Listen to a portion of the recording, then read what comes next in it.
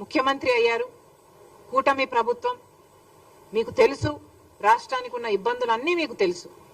అయినా రాష్ట్ర భవిష్యత్తు నాది బాధ్యత అని మీరు భుజాన వేసుకొని కూటమి ప్రభుత్వం నేను చేయగలను, నాకు 40 ఏళ్ల ఎక్స్పీరియన్స్ ఉంది అని మీరు చెప్పి అధికారంలోకి వచ్చారు. భవిష్యత్తు బాధ్యత నాది అని మీరు చెప్పి అధికారంలోకి వచ్చారు. మరి కూటమి ప్రభుత్వం మీద అయినప్పుడు, ఎన్డీఏ ప్రభుత్వంలో మీరు ఉన్నప్పుడు ఇక్కడున్న మీ ఎంపీలే కాదు, ఆఖరికి వైసీపీ ఎంపీలు కూడా ఎన్డీఏలోనే ఉన్నారు. అందరూ కలిస్తే 25 మంది ఎంపీలు. బీజేపీ పార్టీ మన ఎంపీలను వాడుకుంటుంది. మరి ఇలాంటప్పుడు మనకేం చేస్తున్నారు వాళ్ళు? మనకు కనీసం ఆరోగ్యశ్రీకి కూడా బిల్లులు ఇచ్చుకోలేని స్థితిలో మనం ఉన్నాము. ఉంటే ఎన్డీఏ ప్రభుత్వం ఏం చేస్తుందో చంద్రబాబు గారు, బీజేపీ పార్టీ సమాధానం చెప్పాలి. మళ్ళీ చెప్తున్నాం, ఆరోగ్యశ్రీ పథకం అన్నది అద్భుతమైన పథకం. ఎవరు మొదలు పెట్టారు అన్న విషయం పక్కన పెడితే, as a scheme Aarogyasri is an excellent scheme. దేశ విదేశాలలో ఎంతో మంది దీన్ని మళ్ళీ ఎమ్యులేట్ చేయడం జరిగింది. కారణం, ఇది ఎంతో మంది పేద ప్రజలకు ఆసరా ఇచ్చే పథకం కాబట్టి ఈ ఆరోగ్యశ్రీ పథకాన్ని రక్షించాల్సిన బాధ్యత ప్రతి నాయకునికి ఉంది, ఇర్రెస్పెక్టివ్ ఆఫ్ పార్టీస్. ఎవరు అధికారంలోకి వచ్చినా కూడా. నాకైతే ఆశ్చర్యంగా ఉంది, జగన్మోహన్ రెడ్డి గారు సెప్టెంబర్లో బిల్లులు చెల్లించారు, ఆ తర్వాత ఆరోగ్యశ్రీకి బిల్లులే చెల్లించలేదు అని. అసలు ఆరోగ్యశ్రీకే కాదు, ఫీజు రీయింబర్స్మెంట్ కూడా బకాయిలు ఉన్నాయి. అసలు జగన్మోహన్ రెడ్డి గారు, రాజశేఖర్ రెడ్డి గారు తలపెట్టిన జలయజ్ఞంకు కూడా 54 ప్రాజెక్టులు రాజశేఖర్ రెడ్డి గారు తలపెడితే 12 ప్రాజెక్టులు రాజశేఖర్ రెడ్డి గారు పూర్తి చేస్తే 42 ప్రాజెక్టులు మిగిలిపోయిన ప్రాజెక్టులను నేను 6 నెలల్లో పూర్తి చేస్తాను అని చెప్పిన జగన్మోహన్ రెడ్డి గారు, నేనే వారసుని అని చెప్పుకుంటున్న జగన్మోహన్ రెడ్డి గారు, మరి రాజశేఖర్ రెడ్డి గారి జలయజ్ఞం ప్రాజెక్టులు మీరు ఎందుకు పూర్తి చేయలేదు? మీరు సమాధానం చెప్పాల్సిన అవసరం ఉంది. మీరు రాజశేఖర్ రెడ్డి గారికి ఇంత ప్రియమైన ఆరోగ్యశ్రీ పథకానికి కూడా బిల్లులు చెల్లించలేదు. జగన్మోహన్ రెడ్డి గారి విషయం పక్కన పెడితే ఇప్పుడు చంద్రబాబు గారు ముఖ్యమంత్రిగా ఉన్నారు. Irrespective of parties, this is an excellent scheme. Chandrababu గారికి ఆరోగ్యశ్రీని రక్షించాల్సిన బాధ్యత ఎంతైనా ఉంది. ఆరోగ్యశ్రీ మన ప్రజలకు ఎంతో పనికొచ్చే పథకం కాబట్టి చంద్రబాబు గారు వెంటనే జోక్యం చేసుకోవాలి. మళ్ళీ చెప్తున్నాం, ఎన్డీఏకి మన అందరు ఎంపీలు, 25 మంది ఎంపీలు పార్టీలకు అతీతంగా మొత్తం అందరూ ఊడిగలు చేస్తున్నారు బీజేపీ పార్టీకి. మరి అలాంటప్పుడు కనీసం ఆరోగ్యశ్రీని కూడా బతికించుకోలేకపోతే మరి ఇంతమంది ఎంపీలు బీజేపీకి ఇచ్చి ఏమి లాభం? చంద్రబాబు గారు ఎలాగైనా చేసి ఏం చేస్తారో తెలియదు. రాష్ట్రం ఈ బడ్జెట్ నుంచి ఇస్తారో, కేంద్రం నుంచి తెస్తారో, ఏమి చేస్తారో ప్రజలకు అనవసరము. కానీ ఆరోగ్యశ్రీని బతికించాలని కాంగ్రెస్ పార్టీ డిమాండ్ చేస్తుంది. ఇప్పటికీ వీళ్ళకి, ఈ అసోసియేషన్కే 2500 కోట్ల రూపాయలు బకాయిలు ఉన్నారంట. ఇది కాకుండా మిగతా ప్రైవేట్ హాస్పిటల్ అన్ని కలుపుకుంటే ఇంకొక 500 కోట్లైనా ఉంటుంది అనే అంచనా. ఆ 3000 కోట్లను చంద్రబాబు గారు ఏ పద్ధతిలో తీరుస్తారు, ఎప్పుడు తీరుస్తారు? వీళ్ళని పిలిపించండి, మాట్లాడండి, వీళ్లకు భరోసా కల్పించండి. కనీసం 15-20% ఇప్పుడు వెంటనే రిలీజ్ చేయండి. మిగతాది ఏ ఫేజెస్ లో రిలీజ్ చేస్తారో వాళ్ళకు భరోసా కల్పించండి. ఈ ప్లాన్ మొత్తం డ్రాఫ్ట్ అవుట్ చేయండి. ఈ నెలంతా మీరు టైం తీసుకోండి, దీని మీద వర్కౌట్ చేయండి.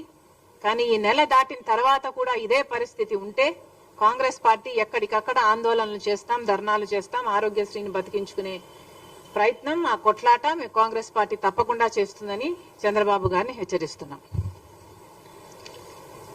తర్వాత చంద్రబాబు గారి బాబు ష్యూరిటీ, భవిష్యత్ గ్యారంటీ, ఇది చంద్రబాబు గారి సూపర్ 6. ఈ సూపర్ 6 లో భాగంగా చంద్రబాబు గారు కొన్ని వాగ్దానాలు ఇచ్చారు. వీటిల్లో స్కూల్కి వెళ్లే ప్రతి బిడ్డకు 15,000 ఇస్తామని, ప్రతి రైతుకి 20,000 ఇస్తామని, ప్రతి మహిళకు 18,000 ఇస్తామని, ఇలాంటివి ఎన్నో చేశారు. అఫ్ కోర్స్ ఆయన అధికారంలోకి వచ్చి 2 నెలలు మాత్రమే అయింది కాబట్టి ఇవన్నీ అమలు చేయాలి అని మేము కోరుతున్నాము. ఇంకా ప్రాబబ్లీ డిమాండ్ చేసే స్టేజ్కు రాలేదు ఇది. కానీ గత ప్రభుత్వం అమ్మఒడిని జూన్ జూలై ప్రాంతంలో ఇచ్చేవాళ్ళు. వాళ్ళు ఇచ్చిన అమ్మఒడిని వాళ్ళు తల్లికి ఎంతమంది బిడ్డలున్నా 15,000 ఇచ్చేవాళ్ళు. కానీ చంద్రబాబు గారు ఎంతమంది బిడ్డలుంటే అంతమందికి 15,000 ఇస్తామని చెప్పారు. మరి ఇప్పటి వరకు చంద్రబాబు గారు ఈ పథకం మీద ఏ క్లారిటీ ఇవ్వలేదు. లోకేష్ గారు అయితే ఈ పథకం ఈ సంవత్సరం జరగకపోవచ్చు అని కూడా మాట్లాడుతున్నారు. కాబట్టి ఏ మాత్రం అవకాశం ఉన్నా ఈ పథకాన్ని వెంటనే అమలు చేయాలి అని డిమాండ్ చేస్తున్నాం. ఎందుకంటే మీరు చెప్తున్న సాకు ఇప్పుడు డేటా లేదు, మీ దగ్గర ఇన్ఫర్మేషన్ లేదు అని చెప్తున్నారు. కానీ గత ప్రభుత్వం డేటా అయినా ఉండాలి కదా. గత ప్రభుత్వం పథకం మీరు ఫాలో అవుతున్నప్పుడు కనీసం ఆ మేరకైనా మీరు ఇవ్వాలి కదా. అంటే 1 చైల్డ్ పర్ ఫ్యామిలీకి 1 చైల్డ్ అయినా ఆ డేటా అయినా మీ దగ్గర ఉంటుంది కదా. Why not start with them? మళ్ళీ కొసరు ఏదన్నా ఉంటే మళ్ళీ మీరు యాడ్ ఆన్ చేసుకోవచ్చు. కానీ అసలే ఇవ్వకపోవడం, అది కూడా జూన్ జూలై ఈ మాసాలలో ఇస్తే ఆ తల్లులకు పనికొచ్చే పథకం ఇది. కాబట్టి చంద్రబాబు గారు ఈ పథకం తల్లి దీవెన, అదేనా, తల్లికి వందనం, ఈ పథకం కింద ఏ మాత్రం వీలున్నా కనీసం 1 చైల్డ్ కైనా ఇవ్వాలని కాంగ్రెస్ పార్టీ కోరుతుంది. అలాగే మహిళలకి ఉచిత బస్సు, దీంట్లో ప్రాబ్లం ఏమిటో మాకైతే అర్థం కావటం లేదు. సూపర్ 6 లో భాగంగా మీరు మహిళలకి బస్సులో ప్రయాణం ఉచితం అని మీరు చెప్పారు. మరి దీంట్లో విధి విధానాలు ఏముంటాయి? మహిళలు అన్నాక మహిళలే కదా. ఒక మహిళ బస్సు ఎక్కితే 0 టికెట్ ఇవ్వాలి, ఫ్రీ టికెట్ ఇవ్వాలి. It's as simple as that. Telangana ప్రభుత్వము అధికారంలోకి వచ్చిన వెంటనే ఈ పథకాన్ని అమలు చేయగలిగినప్పుడు మీరు అధికారంలోకి వచ్చిన వెంటనే ఇదే పథకాన్ని, మహిళలకు ఫ్రీ టికెట్ ఇచ్చే పథకాన్ని ఎందుకు అమలు చేయలేకపోతున్నారో మాకు అర్థం కావటం లేదు. కనీసం ఇంత చిన్న పథకాన్ని కూడా అమలు చేసే ధైర్యం మీరు కనపరచకపోతే ఇది ఎలా అర్థం చేసుకోవాలో కూడా ప్రజలకు అర్థం కావటం లేదు.